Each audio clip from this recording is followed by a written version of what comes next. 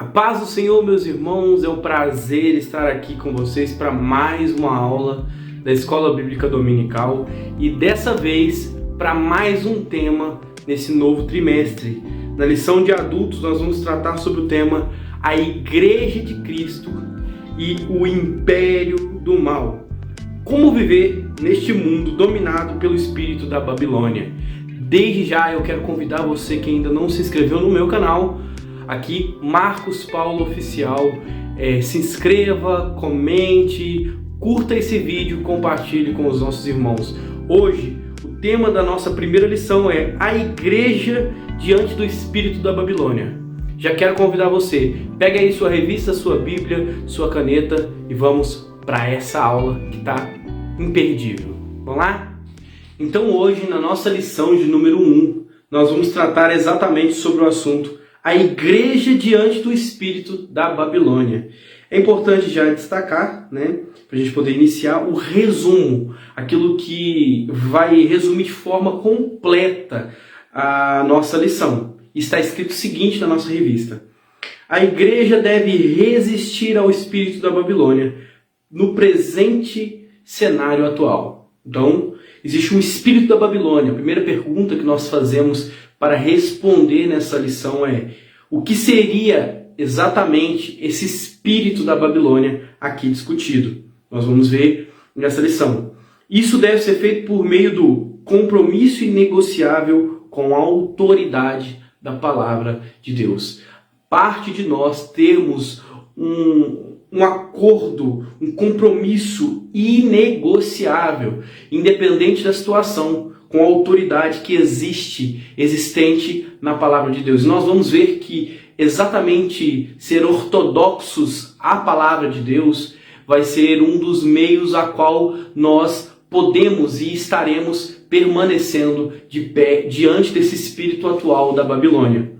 Os objetivos são três, então são três objetivos breves, a qual citaremos durante essa lição. Primeiro, apresentar os significados da Babilônia. Disse que o espírito da Babilônia é algo que nós iremos discutir durante essa lição. Segundo, elencar os sistemas que formam o espírito da Babilônia, como esse sistema é caracterizado nos nossos dias atuais. E terceiro, demarcar a posição que se espera da igreja nesse contexto. E aí eu quero trazer uma frase para discutirmos aqui, que é muito importante entendermos quando falamos em enfrentar, estar de pé diante de um sistema que corrobora para a destruição da nossa fé. E entenda o que Charles Spurgeon quer dizer. Ele vai escrever o seguinte: não somos o caramelo da terra, somos o sal da terra. Algo que o mundo tem vontade de cuspir e não de engolir. Nós que somos jovens, adultos, estamos enfrentando um mundo que quer criar em nós um estigma, uma vontade, um desejo de ser exatamente pertencentes a um grupo, aceitos em um grupo. E muitas vezes isso significa negar aquilo que se tem como fé. E é importante que isso seja estabelecido. Por quê? Porque nós não somos caramelo da terra. Nós não viemos ao mundo para dizer, para falar, para fazer aquilo que agradam pessoas, mas aquilo que agrada a Deus. E muitas das vezes isso é viver sendo exatamente o sal da terra, em qual o mundo tem vontade de cuspir e não de engolir. Então eu já quero iniciar primeiro com a leitura em classe, tá? Eu quero que você perceba nessa leitura alguns pontos que iremos discutir no nosso primeiro tópico, tá?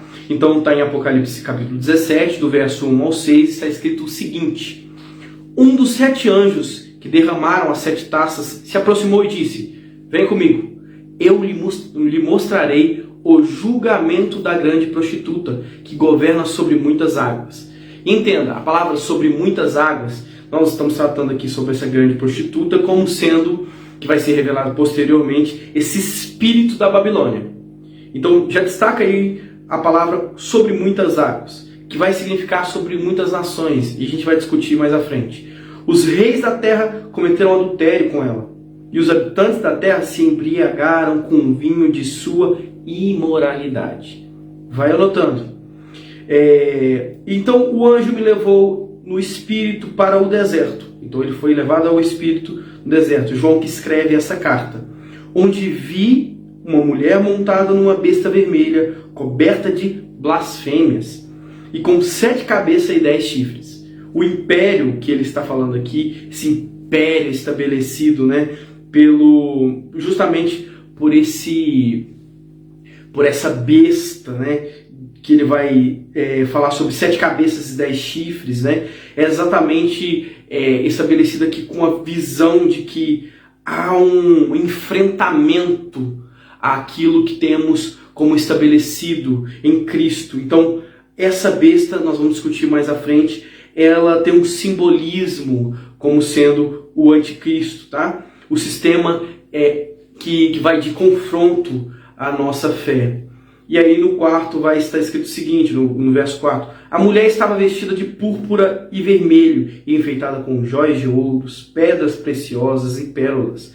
Tinha na mão um cálice de ouro, cheio de abominações e das impurezas de sua imoralidade. E aí no verso 5, em sua testa está escrito o nome misterioso, o nome mistério. Babilônia, a grande mãe das prostitutas e das abominações da terra. Verso 6, vi que ela estava embriagada com o sangue do povo santo, o sangue das testemunhas de Jesus. Tomado de espanto, olhei fixamente para ela. E aqui, a partir do verso 7 em diante, até o fim deste capítulo, vai ser a interpretação que o anjo vai dar a João relacionado, né, a tudo que nós lemos, a todas essas visões estabelecidas. Nós vamos discutir isso no tópico 1. Calma, não sai não. A introdução que eu quero trazer aqui é breve, não vai te cansar. E é importante que você estabeleça isso com os seus alunos, tá? O livro de Apocalipse, ele é tido em seu propósito, né, como sendo a revelação de Jesus Cristo, né, exatamente, para mostrar as coisas que brevemente acontecerão. Isso está escrito exatamente no capítulo 1, no verso 1 do livro. E é importante a gente entender como esse livro está estruturado. Então, entenda o seguinte. O esboço do livro ele pode ser repartido em 3 pontos principais, em 3 visões acerca daquilo que está escrito. Primeiro, uma estrutura em que versa sobre o passado, sendo exatamente, né, o Apocalipse capítulo 1. Ali está falando sobre o passado, sobre o fato de que Jesus morreu, que Jesus deu-nos a oportunidade de ser salvos, né? E outro ponto desses 3 em que nós dividimos o livro é sobre o presente. Nós vamos falar em Apocalipse 2 e 3 sobre as cartas enviadas às igrejas, tá? E por último, aonde se encontra o que nós lemos, que está falando exatamente sobre um futuro, sobre algo que está dando uma visão aos cristãos sobre o futuro, que vai do Apocalipse capítulo 4 até o verso 22. Então a natureza desse livro, boa parte, né, se a gente formos pegar todos os capítulos, todos os 22 capítulos desse livro, ele tem uma natureza puramente escatológica. Portanto, não é uma fácil e simples interpretação, tá?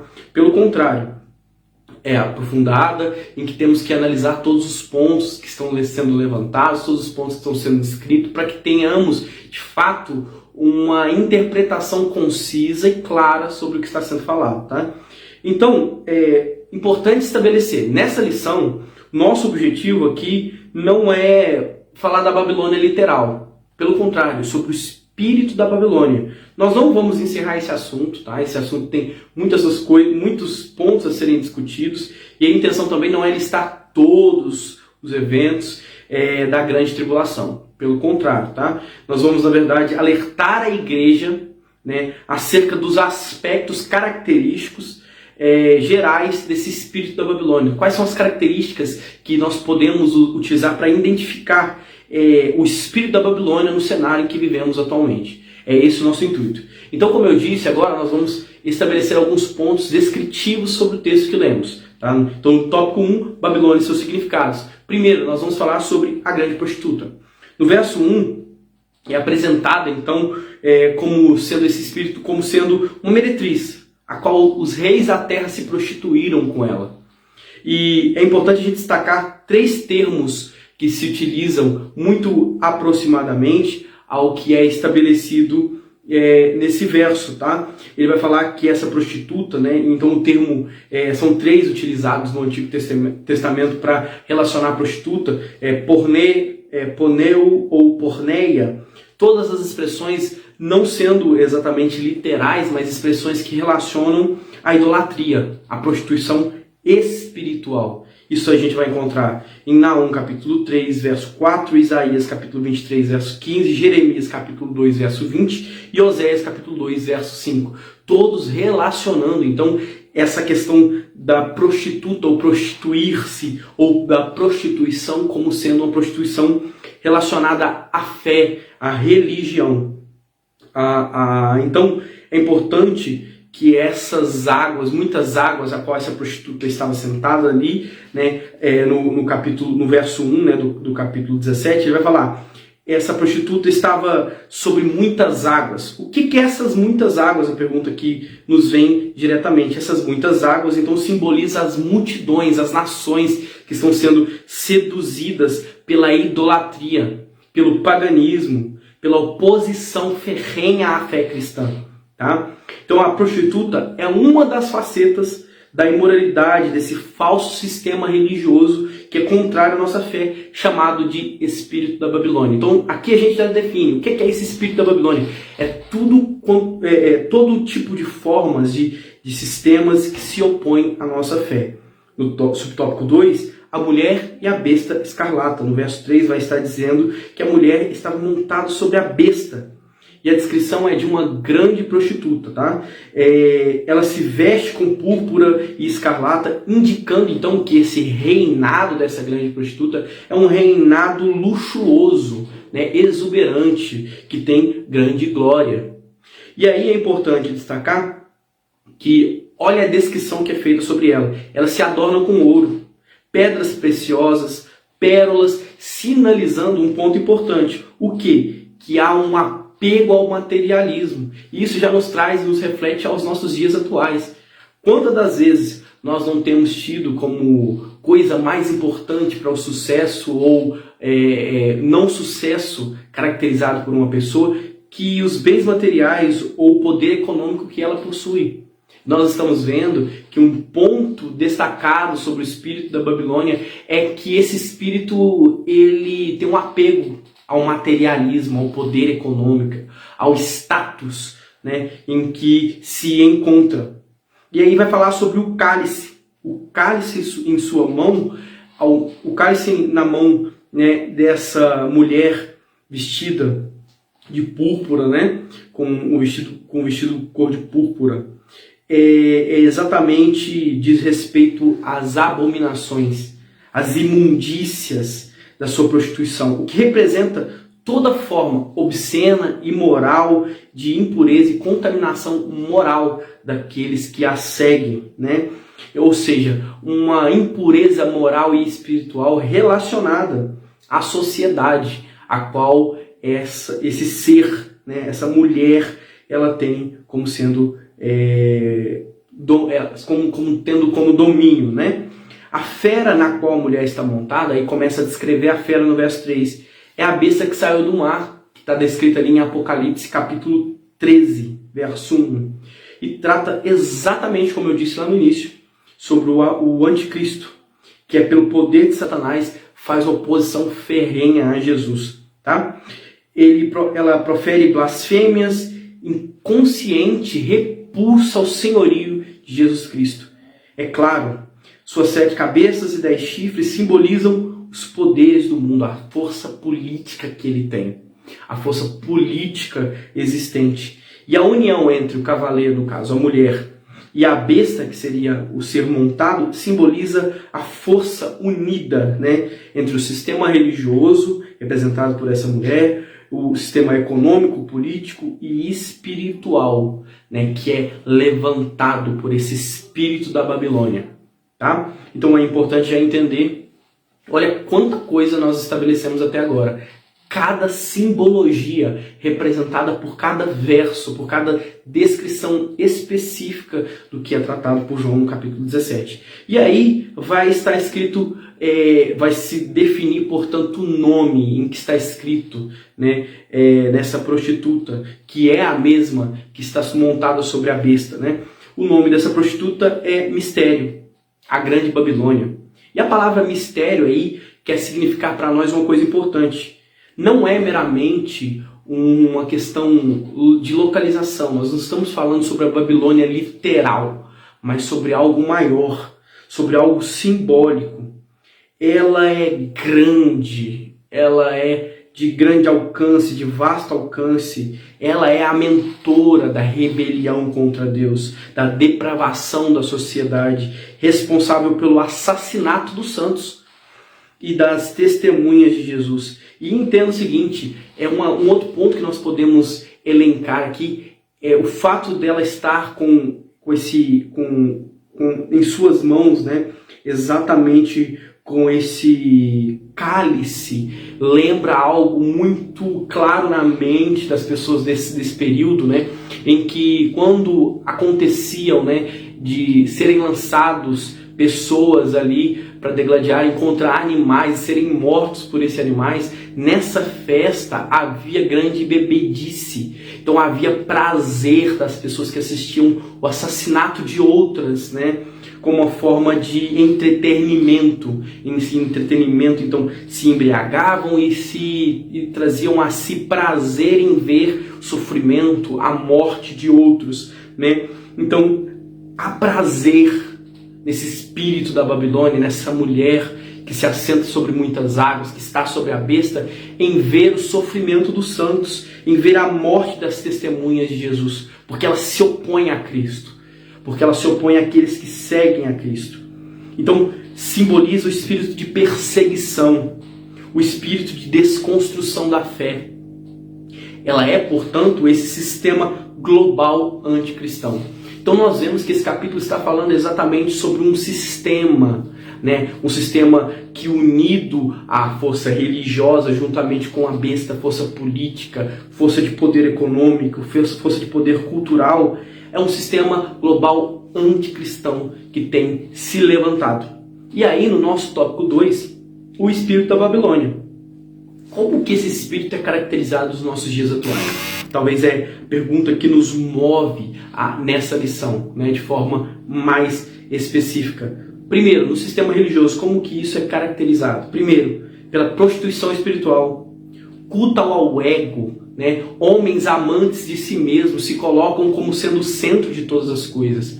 É uma forma em que o homem, então, portanto, passa a viver em seus próprios deleites, suas próprias concupiscências, seus próprios desejos, e esquece que, vivendo assim, as consequências sobre si serão graves.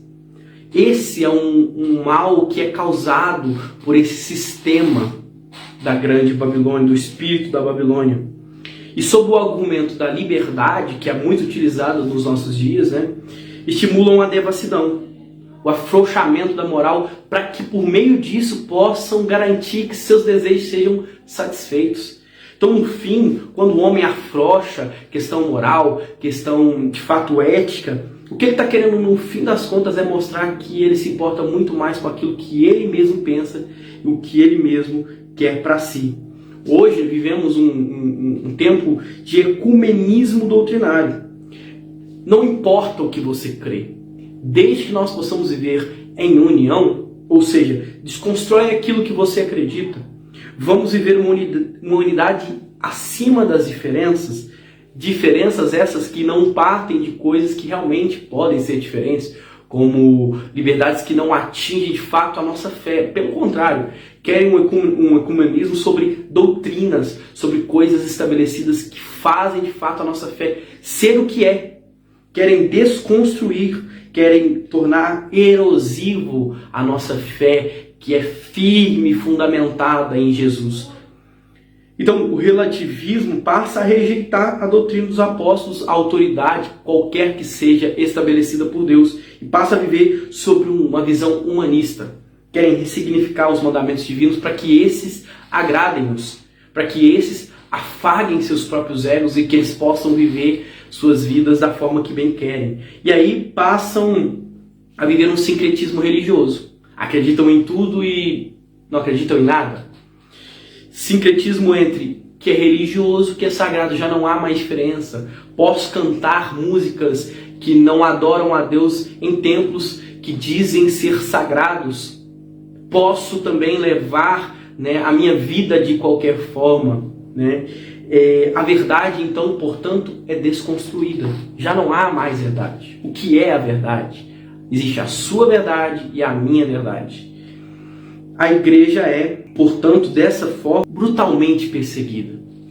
Porque qualquer que seja o homem ou a mulher que se levanta contra esse sistema, e olha quantos termos utilizei aqui: prostituição espiritual, uma liberdade desenfreada ao ponto de ser libertinagem, um ecumenismo doutrinário, um relativismo moral, ético, religioso, um humanismo exagerado, exacerbado, um sincretismo religioso, um relativismo da verdade.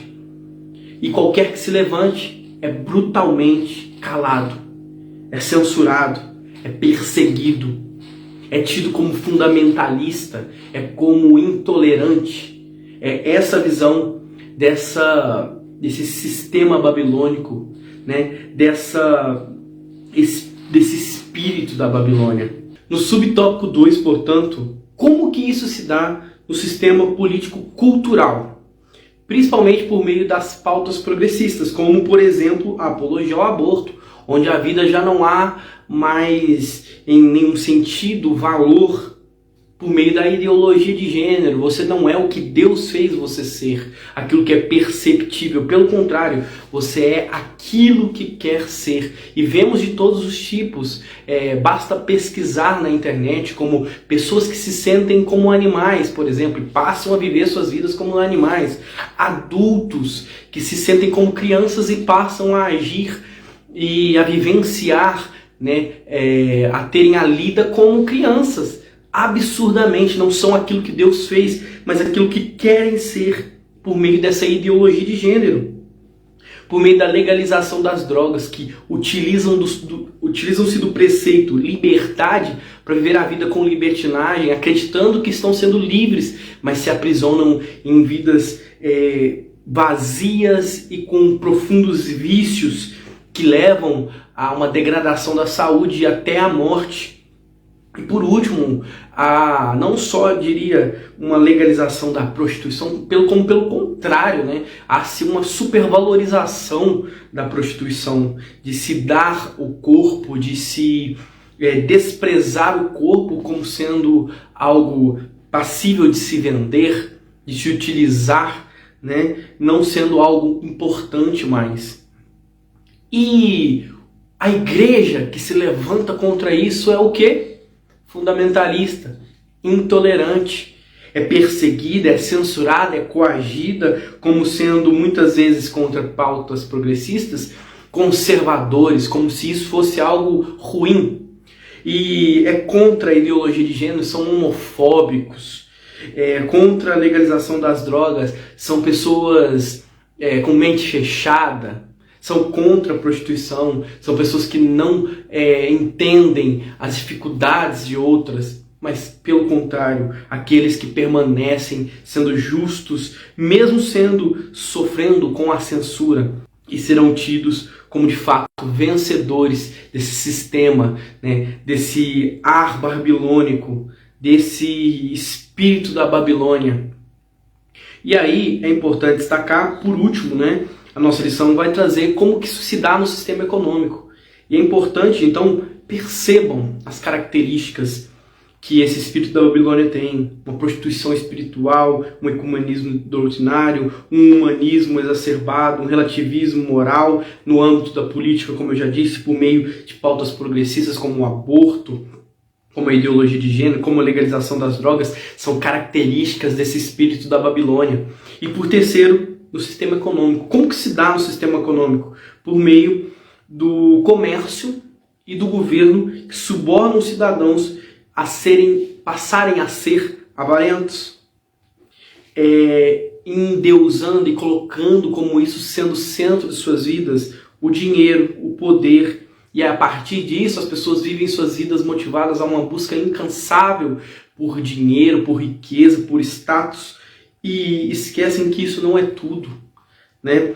E a partir desse exagero na busca pelo dinheiro, passam a viver de forma muitas vezes ilícita, querem ter benefícios sobre o prejuízo de outras pessoas, passam a confiar e a viver confiando no dinheiro, que passa a controlá-los.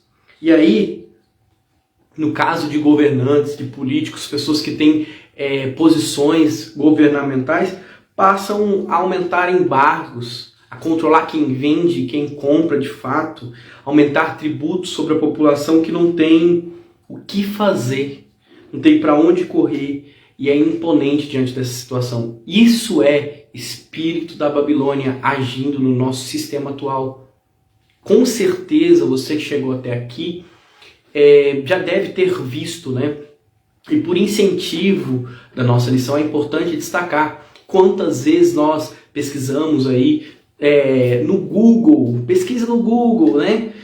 Veja quantos cristãos estão sendo perseguidos por se oporem a pautas progressistas, a se oporem em aceitar ideologia de gênero, em aceitar quaisquer que sejam questões que a Bíblia trata como pecado, mas o mundo tenta relativizar e tratar como se fosse algo normal, aceitável, e que nós devemos ser pessoas ecumênicas, em que aceitam a unidade sobre as diferenças, com amor e paz, mas que a Bíblia condena. A verdade é que não adianta viver uma vida em que nós aceitamos aquilo que a Bíblia chama de pecado.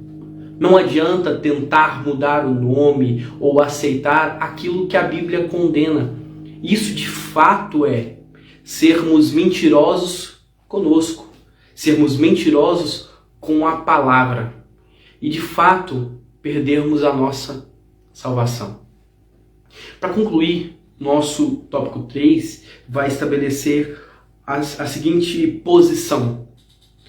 Como a igreja, diante desse espírito da Babilônia, pode se manter em pé, né? Então o subtópico 3 é a posição da igreja diante do espírito da Babilônia. Primeiro, não negociamos a ortodoxia bíblica. E o que significa ortodoxia? Vamos separar essa palavra. Orto significa correto e doxa vem do verbo doxio, que significa crer, ou seja, crença correta.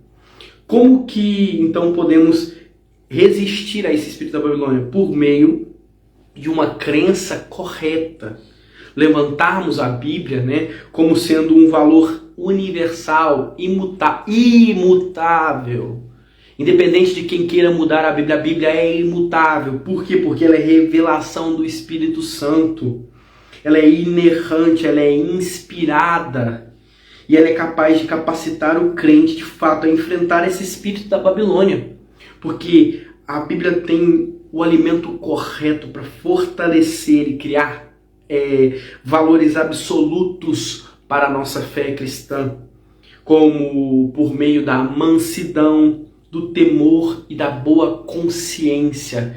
Então é importante que nós tenhamos essas características para viver e enfrentar esse espírito da Babilônia.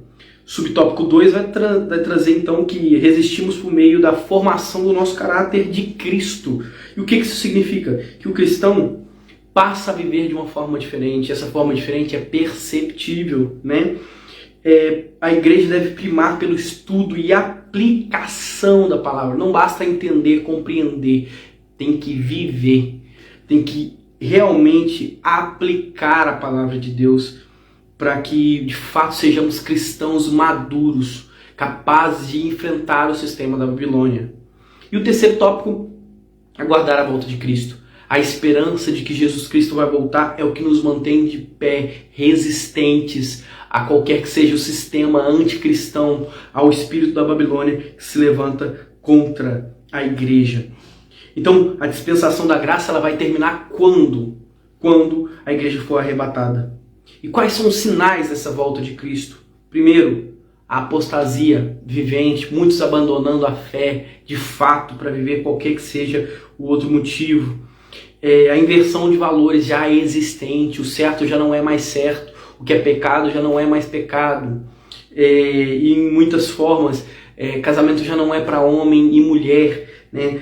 Há uma destruição da família, não se preza pela moral, pela ética. Pelo contrário, querem viver uma inversão total de valores. E preste atenção, né? Olha as características que estão à nossa volta. Quais foram os últimos filmes que você assistiu? Perceba, querem criar, né, no vilão, no que é mal, um sentimento para que você se assemelhe a ele, para que você o aceite, para que você entenda o mal. Querem inverter os valores completamente. A perseguição. Quantos de nós já hoje enfrentamos perseguição dentro do nosso país e pior, aqueles que vão até as últimas consequências, a morte em vários países aí fora. Guerras, fomes, pestes, terremotos, e Cristo nos exorta a esperá-lo de forma atenta. Isso está em Marcos capítulo 13, verso 33. Cristo fala, atentem-se. Né? Atentem-se à renúncia à impiedade, às paixões mundanas e a viver um autodomínio é de fato, né, viver uma vida íntegra, com santidade, vai fazer aflorar em nós uma resistência e uma esperança de fato na volta de Cristo. E é assim que resistimos ao espírito da Babilônia. Então, concluindo, nós vivemos em um período em que o espírito da Babilônia ela exerce forte influência sobre o mundo, sobre a sociedade. E suas ações buscam um completo domínio político, econômico, cultural e religioso de forma ponderantemente, de forma agressiva, fazendo-se oposição aos valores da fé cristã. Então, o avanço dessas ideologias apontam para uma iminente volta de Cristo. E é por isso que nós damos glórias a Deus, porque Cristo vai voltar e buscar a sua igreja.